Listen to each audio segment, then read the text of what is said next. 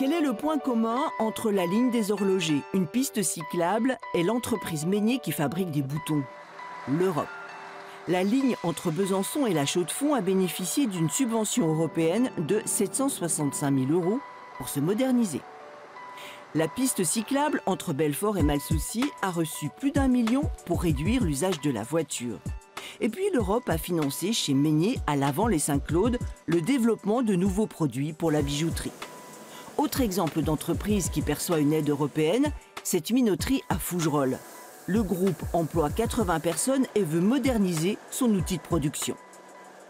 On a un projet qui nous permet à la fois d'améliorer les conditions de travail des gens au moulin et aussi d'améliorer la régularité de la farine. Et à ce niveau-là, l'Europe nous a prêté une oreille attentive par rapport à notre investissement.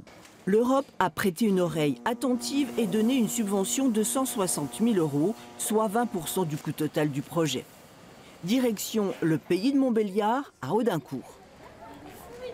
Bon, on vous laisse goûter, ça va? Tout va bien? Oui. Oui? Bon, parfait.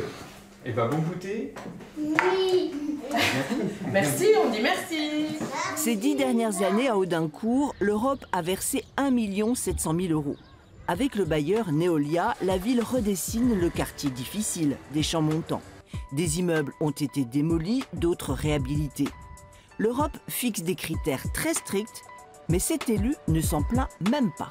L'apport de l'Europe nous permet d'avoir des projets très qualitatifs. On parlait par exemple de la réhabilitation thermique et énergétique. Ça nous permet d'envisager des niveaux d'efficience plus élevés que ce qu'on aurait peut-être fait naturellement.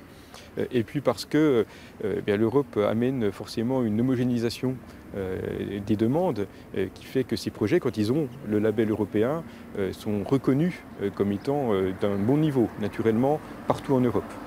Dernière réalisation en date dans ce quartier, le centre Peter Pan qui accueille des associations en charge d'enfants. Pour un projet comme celui que nous avons ici, un bâtiment financé à 1/3 par l'Europe, et bien entendu nous avons pu monter largement en qualité le projet éducatif qui est derrière aussi. Peut-être même n'aurions-nous pas pu faire un bâtiment recevant toutes les associations de cette manière-là sans l'aide de l'Europe. En Bourgogne-Franche-Comté, depuis 2014, l'Europe a versé 1,4 milliard, soit un budget annuel de la région étalé sur 6 ans.